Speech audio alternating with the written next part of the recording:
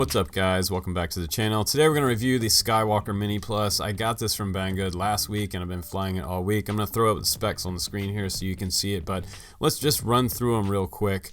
You can put your own FPV gear on here and a flight controller if you'd like to, with GPS, all the bells and whistles, and you can put a GoPro on here. It has an action camera mount and it has a spot for a strap right here.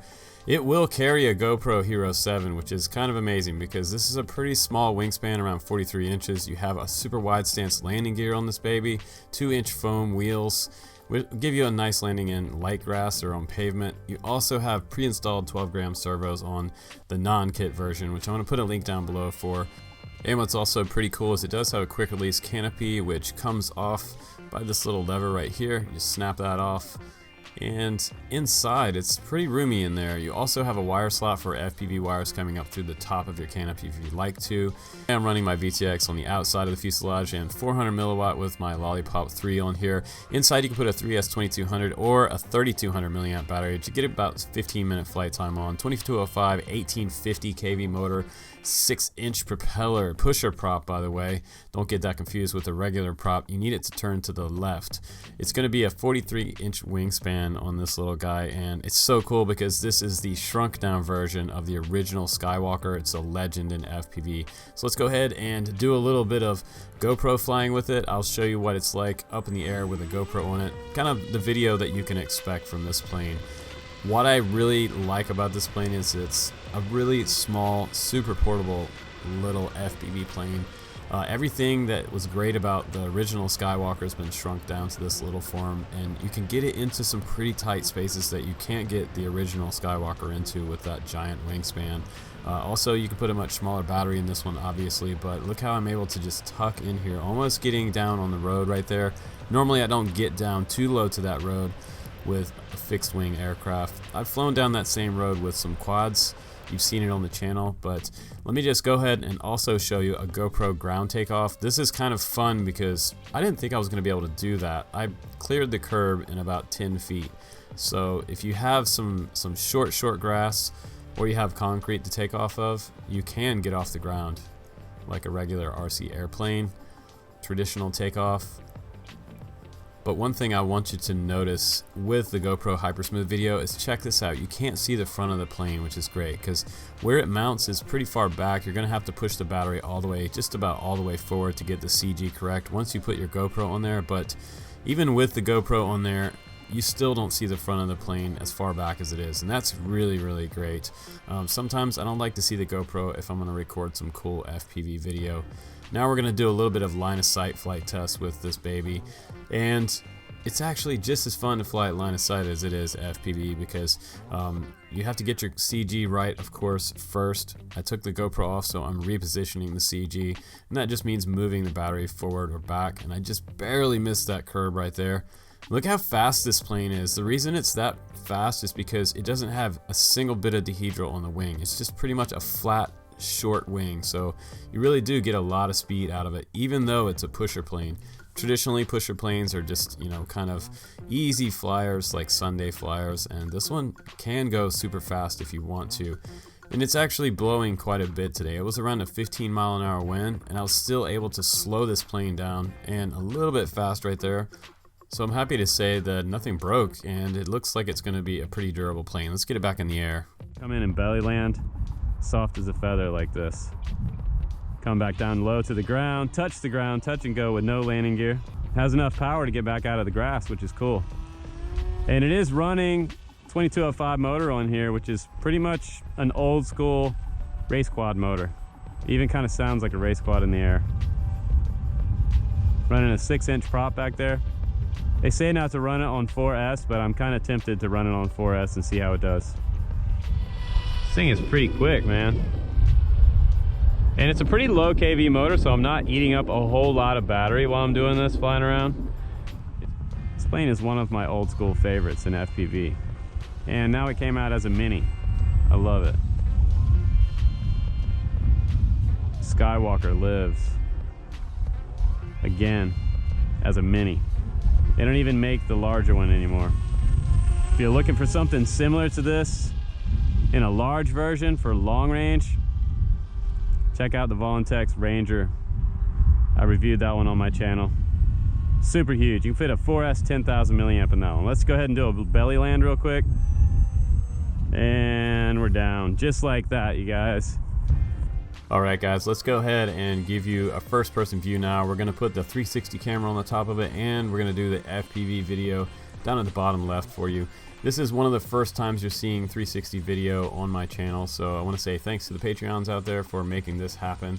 If you'd like to become a Patreon, do it. It's awesome. It makes the channel all that much better, and I keep leveling up and doing things like this for you guys. But kind of brings you a different perspective.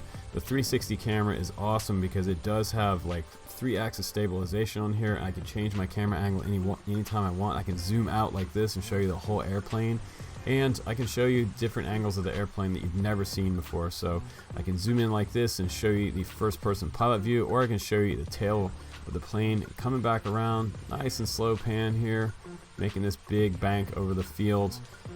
And what's really neat about this is that it's all about this plane today, so we're going to talk about the characteristics of this plane. With the 6-inch pusher motor on the back, 2205 motor is a race quad motor, and it's an old school race quad motor, which is cool because all those motors are super cheap. So if you had to buy a new one, or you wanted to upgrade this motor, you can actually grab one of your old school race quad motors and slap a new one on there, maybe upgrade it to a 2207. You can also prop down and try some different types of prop configurations. You can't go any larger than a 6-inch prop on here, but you really honestly don't need anything more than a 6-inch. A 6-inch gets it going pretty fast, and they say not to fly this one on 4S, but the ESC actually does say 2 to 4S on it. However, if you didn't put a watt meter on this and test it out, you might want to do that before you decide to go out and do a flight, because it might be drawing more amps with the 6-inch prop on here than the ESC can handle. If you ran it, say, on like a 5-inch prop, if you prop down, it might handle it, but you definitely want to put it on the bench and hook up your watt meter to it and make sure you're not drawing too many amps out of this ESC to blow it up. But what I really like about this plane is you can get in there. This is another plane that is very small. It's blowing 15 miles an hour, so I'm fighting the wind to stay on these lines, but it's really tracking like a larger plane, like something like a 60-inch wing would do. And I'm going to come around and bank off to the right here in a second after we get done with this little stream fly. I feel like an Alaskan bush pilot again. And I'm going to make this right turn here, and we're going to try to go down this road. And again, it's blowing like 15 miles an hour as I'm making this approach. So I'm going to burn off some speed right here, and I'm going to try to come in at the very beginning, closest out here as I can get, before I get to those two ponds coming up. Really getting a lot of speed coming through here. Less than 5 feet off the ground. Coming in past the ponds right now. I'm going to get a little lower if I can. Give you that tail view of the plane. Isn't that cool? I'm just moving out through there, man. It's almost like a little race quad going through there. I haven't had any other planes quite that low down that road. You guys have seen me fly down this road several times on the channel. So tons of control, lots of speed. It's a really fun airplane to fly. So I would say this is an easy plane for a beginner to a pro. The pro guys, the more experienced pilots, can have a lot of fun with this plane because, number one, it's ultra portable at 43 inches. You don't have to take the wing off to get it in your car. Just kind of put it in the back seat. SUV or truck, no problem. Just zooming in past the fuselage right there to show you a full view right there. And this is kind of cool too. I'm making an approach to these trees over here in front of us, and I have treed a plane in those trees before. One of the gliders. Just give you a full airplane view there and back around. Now we're going to dive through these trees. Let me show you that tail view. Look at that. Isn't that cool? Straight through those trees.